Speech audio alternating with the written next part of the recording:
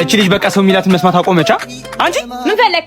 ወዴት ልትሄጂ ነው? አንተን አይመለከትህም። አሁን በጸባይ አይደል እንደ ጠየቅኩሽ? ምን አለ በጸባይ ብትመልሺ? በስነ ስርዓት ስትጠይቅ እኮ ነው የሚመለስልህ።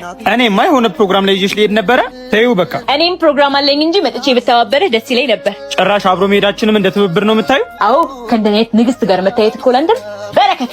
ወይ ጉድ! በቃ ሸኝኝና ብር ልስጥሻ። የምርህ ነው?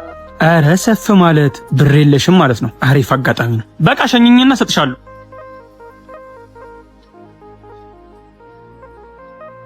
ይኸውልህ አጉል የምትጃጃለው ነገር አለ። እዛ ከደረስን በኋላ ብሬ ላይ ምናምን ብትል አልሰማህም። እሺ ችግር የለውም። ለሱ ለቃሌ ታማኝ ነው እና ያለን አትስጠኝና አልሰጥም ብልሽስ ወንድሜ አይደለ ትሰጠኛለህ። ይሻልሻል።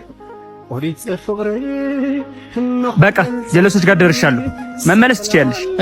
ብሬስ ኦ ይኸው ምንድን ናት? ይኸው ቃል በገባሁት መሰረት ሰጥቼሻለሁ። እና 10 ብር ነው የምትሰጠኝ? እንደምሰጥሽ እንጂ መጠኑን እንኳን አልተናገርኩም። እና 10 ብር ምችለው እሱን ነው። ቻው ይመችህ። እሰራልሃለሁ።